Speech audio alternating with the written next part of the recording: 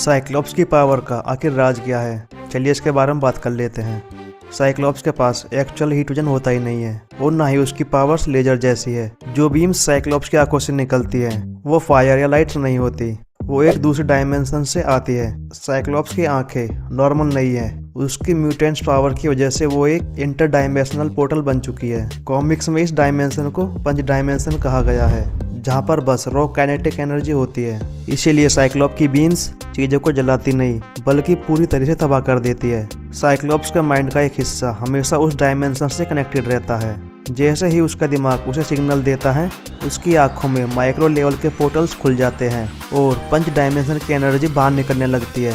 लेकिन एक एक्सीडेंट के बाद उसके दिमाग का वो हिस्सा डैमेज हो जाता है जो उसकी ऑप्टिक ब्लास्ट को कंट्रोल करता था। इसीलिए अब उसकी आंखें परमानेंटली पंच डायमेंशन की तरफ खुली रहती है। इसीलिए जब भी वो अपनी आंखें खोलता है, पंच डायमेंशन की एनर्जी बाहर निकलने लगती है। अब इन पोर्टल्स को कंट्रोल करने का बस एक ही तरीका है, या तो वो अपनी आंखों को बंद रखे या फिर यूज करे रूबी क्वार्ट्ज के विजर। ये विजर ही इन इंटर डायमेंशनल बीम्स को ब्लॉक कर सकता है। लेकिन अब एक्समैन के ट्रेलर को देखने के बाद लगता है साइक्लॉप्स इन बीम्स को अपने ही दिमाग से कंट्रोल कर पाएगा। और हाँ, याद रखे कि कहानियां कभी खत्म नहीं होती। देखते रहिए सिनेफाइल बैसला।